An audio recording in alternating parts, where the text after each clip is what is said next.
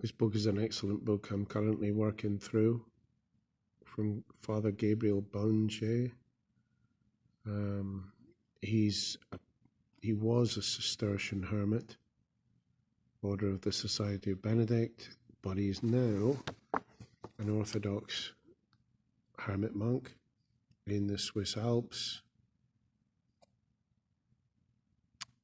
Well-known character for writing books and giving talks on St. John Cassian, Evagrius Ponticus, and such like. Now, this book he wrote around the turn of the millennium, about 2002, I believe, or maybe slightly after.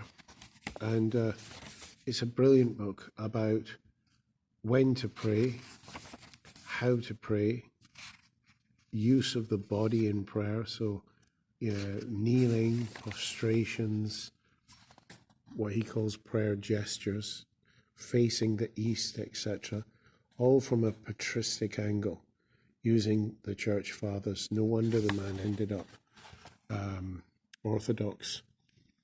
Look what he says here: do not merely speak with pleasure about the deeds of the fathers, but demand of yourself also the accomplishment of the same amid great labours.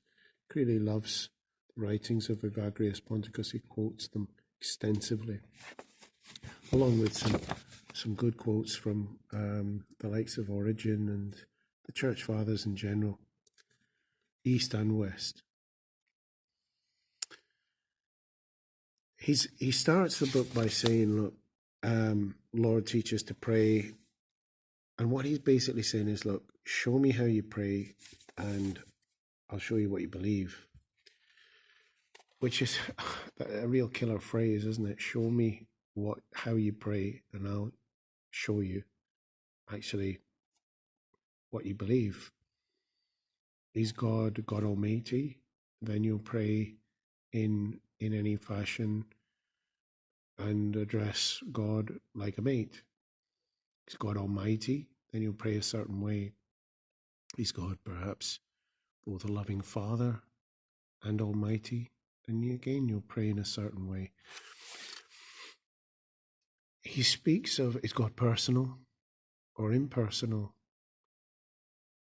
He mentions how the Zen Buddhists, they don't have any particular direction they face. They're not turned towards God, because for them there is no duality.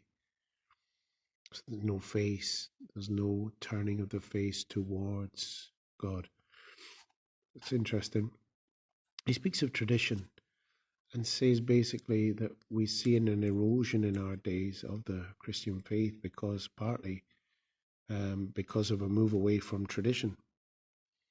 Because he says you can have all the conferences you like, all the courses, all the catechesis you like, and Catholics specialize in these things, all the mission you like.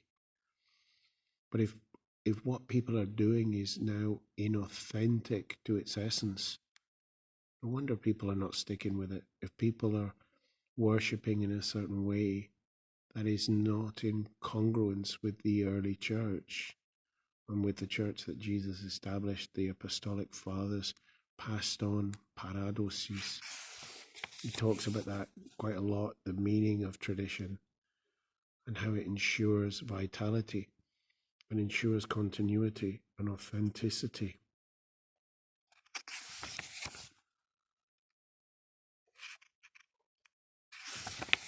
He'll go on to talk about times to pray, which is lovely. Ways of praying, but places and times, prayer and fasting. Haven't got to that bit yet, but talking about the great Lenten fast, and it's not just dieting. He talks about the times of prayer, the 3 times of day, the 3rd hour, the 6th hour, and the 9th hour, and how these are centered in the Bible. And there's also the times of the early morning when one arises, and also before going to bed, the night prayers. If one adds that up, of course, that's your 5 daily prayers, which, of course, Muslims today pray 5 daily prayers. Some have added more. 7 times a day, O Lord, will I praise thee. And he mentions all of that in here. Sorry, I haven't got pages set up, but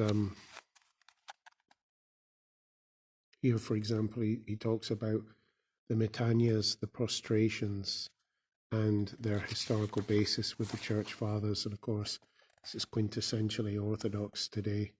A lot of people think, oh, it's a Muslim prayer, but it's, you know, the Orthodox Christians were doing this 1,000 years before. Could we say that? Well, 600 years before.